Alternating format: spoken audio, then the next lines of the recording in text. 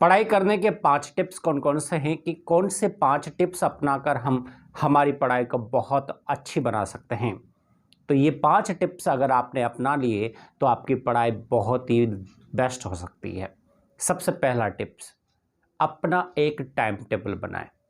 अगर आपने एक अच्छा टाइम टेबल अगर मेंटेन करके रखा है तो मान के चलना आपकी पढ़ाई बहुत ही अच्छी होने वाली है। बच्चों को ये देखा गया है कि आज बच्चे बिना टाइम टेबल के पढ़ते हैं, अपना कोई शेड्यूल फिक्स नहीं करते, कोई चार्ट उनका नहीं होता है, मर्जी पड़े जब उठाकर वो पढ़ने बैठ जाते हैं। इससे क्या होगा कि एक दिन तो उसने बहुत अच्छा पढ़ लिया, लेकिन अगले ही दिन उसका रूटीन टूट जाता है और टूटने के बाद मुझे बहुत ज़्यादा टेंशन क्रिएट हो जाती है और 2 दिन तक 3 दिन तक वो पढ़ाई छोड़कर बैठ जाता है। जैसे ही 2-3 दिन का गैप उसके बीच में आता है तो ऑटोमेटिक ही उसको और ज़्यादा टेंशन क्रिएट होने लग जाती है और वो पढ़ाई को धीरे धीरे करके छोड़ देता है और बार बार में यही संकल्प मन में आता है कि यार कौन पढ़े, मेरा तो बहुत सारा छूटा हुआ है। तो पहला टिप से याद रखें कि हमेशा अपना एक टाइम टेबल फिक्स कर लें कि मुझे इस टाइम पर पढ़ाई ज़रूर करनी है। दूसरा टिप्स ये है कि एक गोल ज़रूर डिसाइड करें। गोल का मतलब क्या है कि आपका एक लक्ष्य होना चाहिए। जैसे हर किसी का एक लक्ष्य होता है, जैसे किसी को अगर डॉक्टर की तैयारी करनी है तो उसका लक्ष्य है कि मुझे डॉक्टर बनना है, किसी का लक्ष्य है मुझे इंजीनियर बनना है, किसी का लक्ष्य है मुझे कलेक्टर बनना है, किसी का लक्ष्य है मुझे मजिस्ट्रेट बनना है। अलग अलग लक्ष्य वाले लोग होते हैं। तो हर किसी का अपना अपना लक्ष्य पहले से निर्धारित होना चाहिए, क्योंकि अगर आपने लक्ष्य निर्धारित नहीं कर रखा तो आप मंजिल तक पहुंच ही नहीं पाओगे और बीच में ही भटक कर रह जाओगे। क्योंकि जहां तक हम लक्ष्य निर्धारित नहीं करते तो वहां तक हमें मंजिल दिखाई तक भी नहीं देती और उस मंजिल जब मंजिल ही नहीं दिखाई देगी तो उसको पहुंचेंगे कैसे।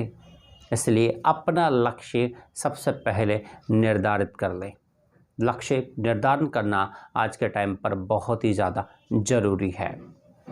तीसरा टिप्स आता है कि हमारा जो शेड्यूल है उस शेड्यूल को एक निश्चित समय में पूरा करें।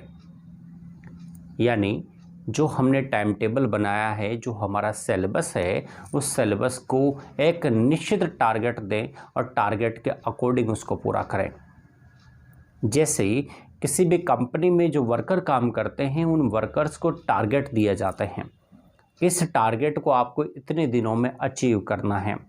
जैसे मान के चलो कि कंपनी में इतने वर्कर्स को आपको इतने दिनों में, 10 दिन में, 20 दिन में या 1 महीने के अंदर जोड़ना है, तो वह टारगेट के अकॉर्डिंग दिन रात जग कर मेहनत करते हैं, उस टारगेट को अचीव करने के लिए काम करते हैं। तभी किसी भी कंपनी की क्या होती है, ग्रोथ होती है। वैसे ही पढ़ाई में भी एक टारगेट फिक्स करें कि नहीं आज मुझे 10 पेज पढ़ने हैं, आज मुझे 5 पेज कंप्लीट करने हैं, या फिर मुझे 1 महीने के अंदर अपना सिलेबस कंप्लीट करना है, या फिर 3 महीने में मुझे सिलेबस कंप्लीट करना है। छोटे छोटे टारगेट्स पहले बनाएं। जब आप छोटे छोटे टारगेट्स बनाना स्टार्ट कर देंगे तो जैसे मान के चलो कि पहले आपका टारगेट्स था कि मुझे 1 चैप्टर ख़त्म करना है, फिर टारगेट बनाया कि नहीं मुझे अब 2 चैप्टर ख़त्म करने हैं, फिर टारगेट बनाया कि नहीं मुझे अब 50% बुक्स को कंप्लीट करना है, फिर आपने टारगेट बनाया कि नहीं मुझे 100% बुक्स को कंप्लीट करना है। तो ऐसे ऐसे छोटे छोटे टारगेट्स जब आप बनाना स्टार्ट कर देंगे तो ऑटोमेटिकली आपकी सक्सेस हो जाएगी, क्योंकि बिना टारगेट्स बनाए आप किसी भी लक्ष्य को अचीव नहीं कर सकते। इसलिए छोटे छोटे टारगेट्स को अचीव करना प्रारंभ करते, तब जाकर एक बड़े टारगेट को आप अचीव कर पाएंगे।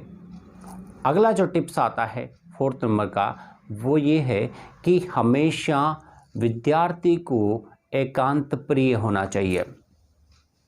यानी विद्यार्थी एकांत प्रिय क्यों होना चाहिए? क्योंकि भीड़भाड़ में कभी भी किसी भी बच्चे की तैयारी नहीं हो सकती। अगर आप स्टूडेंट हैं तो आपकी तैयारी कभी भी भीड़भाड़ में नहीं हो सकती, आपको अकेलापन चाहिए। जब अपने आप को एक शांत वातावरण में आप रखते हैं, एक अकेले स्थान पर आप रखते हैं, तो वहाँ पर आपकी पढ़ाई बहुत अच्छे से हो सकती है। क्योंकि बार बार में अगर घर परिवार में आप रहते हैं और बार बार में कभी मामा आ रहा है, कभी चाचा आ रहा है, कभी आंटी आ रही है, कभी कौन आ रहा है, तो आपकी पढ़ाई डिस्टर्ब होगी। आप नहीं चाहते, आपको भले से अलग से स्पेस मिल रहा है, लेकिन उसके बावजूद भी आपका ध्यान बार बार में वहाँ पर ही जाएगा। और जब ध्यान आपका बार बार में उस जगह पर जाएगा तो कहीं ना कहीं आपको बहुत सारी प्रॉब्लम हो सकती है। इसलिए हमेशा ये कहा जाता है कि बच्चों को एकांतवासी होना चाहिए, यानी अकेले में रहकर पढ़ाई करनी चाहिए। जब आप अकेले में रहकर पढ़ाई करेंगे तो आपकी पढ़ाई बहुत अच्छी होगी। लेकिन ऐसा नहीं है कि अकेले में आप बैठकर मोबाइल चलाओ। पढ़ाई अगर करनी है अकेले में करो, लेकिन मोबाइल के साथ नहीं। कॉपी पेन लो, किताब लो और उसमें से अपने नोट्स बनाना प्रारंभ करो। और लास्ट जो 5वीं टिप्स आती है वो आती है कि अपने स्वयं के नोट्स ज़रूर बनाएं। अगर आप स्वयं के अपने नोट्स बनाना अगर स्टार्ट कर देते हैं तो मान के चलना कि आपकी बहुत अच्छी पढ़ाई हो सकती है।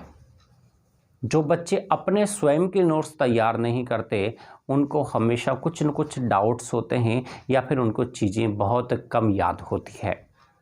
जो बच्चे स्वयं के नोट्स तैयार कर कर पढ़ते हैं वह हमेशा हमेशा आगे रहते हैं। क्योंकि आज ये देखा गया है कि बच्चे क्या करते हैं, खुद लिखते नहीं हैं, कुछ काम खुद का नहीं करते हैं, दूसरों की को जेरोक्स करवा कर उनको पढ़ते हैं।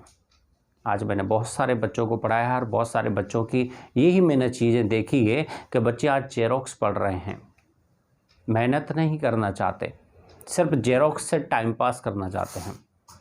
एक चीज़ बताओ, अगर आप जेरोक्स से ही पढ़कर अपना जीवन गुजारना चाहते हैं तो सामने वाले की फीलिंग्स को आप कैसे समझेंगे।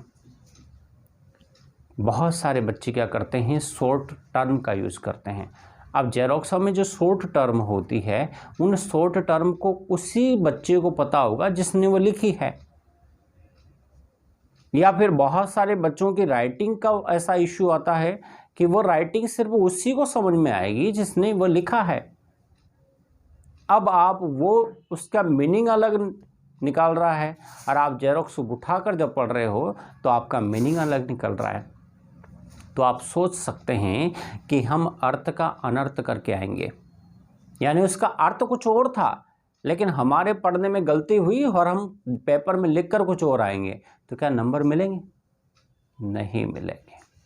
इसलिए कोशिश ये करें कि जितना हो सके हमारे अपने हैंडमेड जो अपने हाथों से बने हुए नोट्स हैं उन्हीं को बनाएं, क्योंकि जिस दिन आप अपने हाथों से नोट्स बनाकर पढ़ेंगे उस दिन आपको देखना बहुत अच्छे से याद होगा।